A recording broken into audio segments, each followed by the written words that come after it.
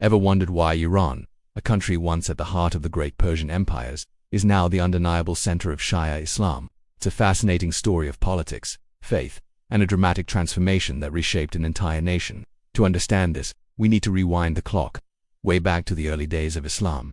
After the Prophet Muhammad's death in the 7th century, a major disagreement erupted over who should lead the Muslim community. One group believed the leader should be chosen from the Prophet's family, specifically his cousin and son-in-law Ali. These supporters became known as the Shi'at Ali, or the Party of Ali, which is where the term Shi'at comes from.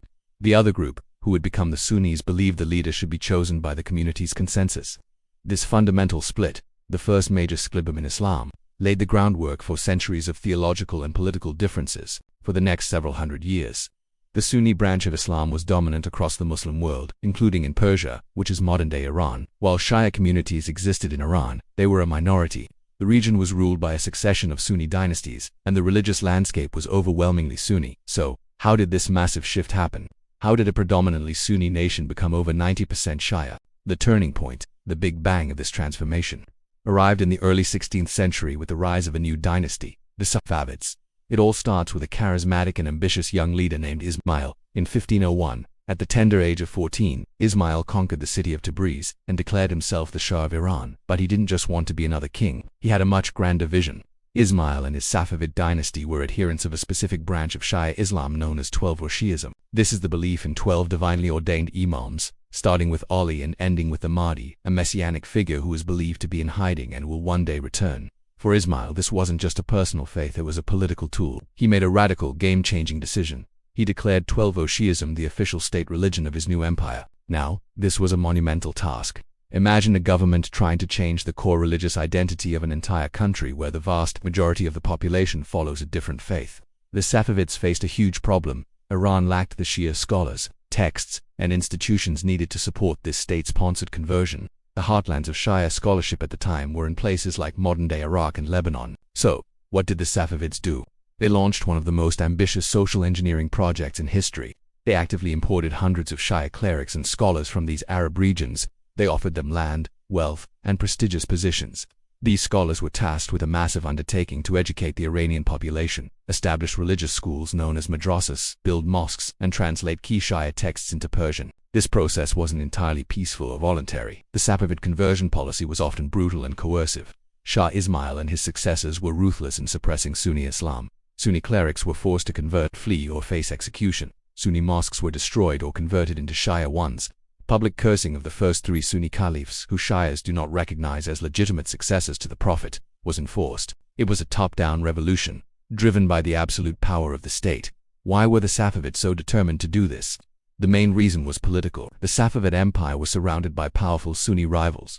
To the west was the formidable Ottoman Empire, the leading Sunni power in the world. To the east were the Uzbeks. By forging a distinct Shia identity for Iran, the Safavids created a powerful ideological barrier against their enemies. It gave their empire a unique character and a unifying force that set it apart from its neighbors.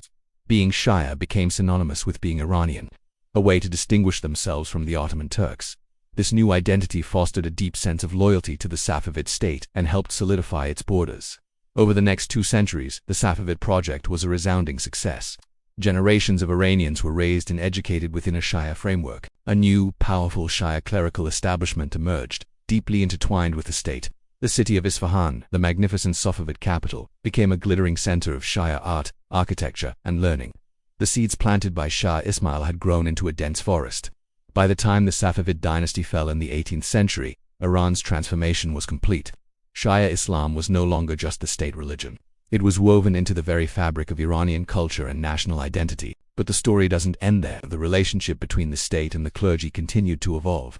During the Qajar dynasty, which followed the Safavids, the Shia clergy, or ulama, gained even more independence and influence. They controlled vast religious endowments, ran the education and judicial systems, and became a powerful force in society, sometimes even challenging the authority of the Shah.